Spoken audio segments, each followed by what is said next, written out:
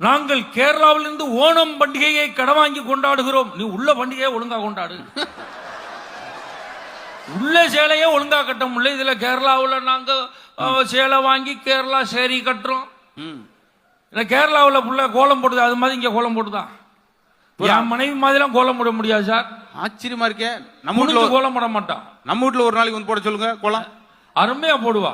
நொங்கு வண்டி மாதிரி ஒரு வண்டி செஞ்சு வச்சிருக்கா. அது நிறைய கோலமாவை கொட்டிட்டு நின்றுகிட்டே உருட்டுற ஐயா. ஏன்டி குனிஞ்சா நிமிர முடியல. இது சமையல் பண்றாங்களா? ஆனா என் மனைவி மாதிரி சமையல் பண்ண முடியாது சார். அதான் ஆச்சரியம். பால் பலகாரம் சுட்டான்னா 7 நாளைக்கு வச்சு சாப்பிடுவோம். ஆஹா, ஒரு நாளைக்கு நாங்க வாரோம் சார். பாலும் பலகாரமும் ஒண்ணு சேரவே 6 நாள் ஆகும். 7வது நாள் சாப்பிடுவோம். அதுவும் என் முன்னாடி தீபாவளிக்கு முறுக்கு சுட்டா பாருங்க. அடாடாடா, அவங்க சொல்றாங்க, பாரதி சொன்னுச்சு, முறுக்கு சுடுறோம், சீடை சுடுறோம், அதிரசம் சுடுறோம். நைட்டு 1 மணிக்கு முறுக்கு கட்டையில மாவு வச்சுக்கிட்டு என்னைய பார்த்து ஏங்குறேன்.